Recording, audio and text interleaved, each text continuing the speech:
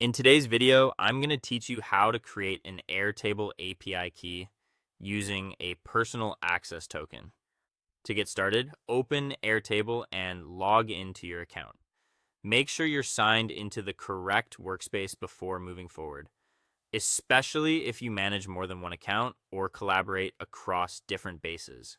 Taking a moment to confirm this now can help you avoid creating a token in the wrong place later. Once you're inside Airtable, head over to the Builder Hub or Developer Hub. This is where Airtable provides tools for integrations, automation, and API-related settings. If you haven't visited this area before, don't worry. Just look for the section related to developers, builders, or account tools, and you'll find the option to manage access credentials. From there, choose the option to create a personal access token. This token acts like a secure credential that lets another app, script, or workflow connect to your Airtable account with the permissions you allow.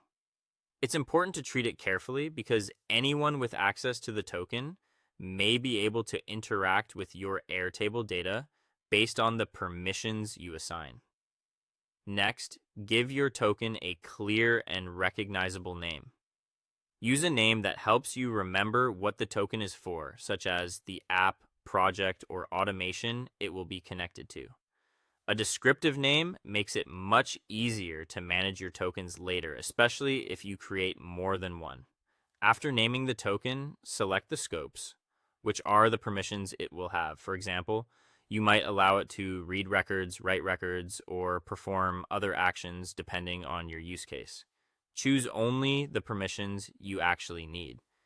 Keeping permissions limited is a good security habit and helps protect your data.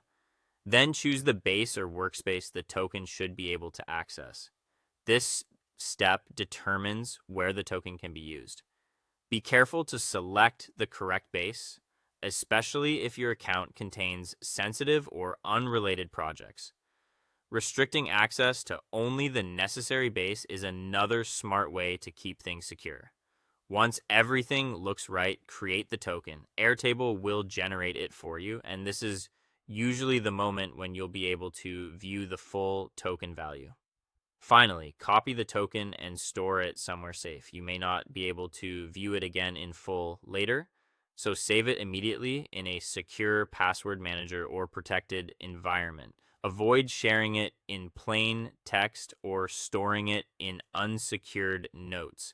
And that's how to create an Airtable personal access token for API access.